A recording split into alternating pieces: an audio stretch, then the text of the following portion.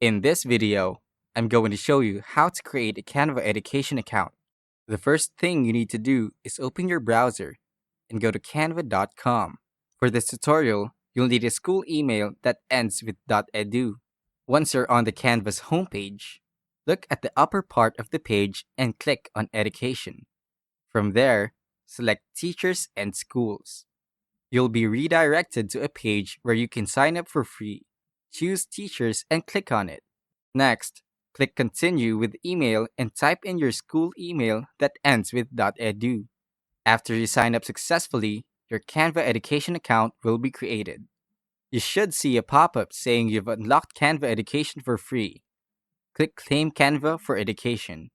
If prompted to join others from your school, you can select No Thanks and Continue. Fill out the required information. Click Continue.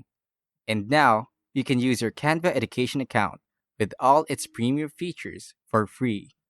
If you found this video helpful, don't forget to like and subscribe for more tutorials.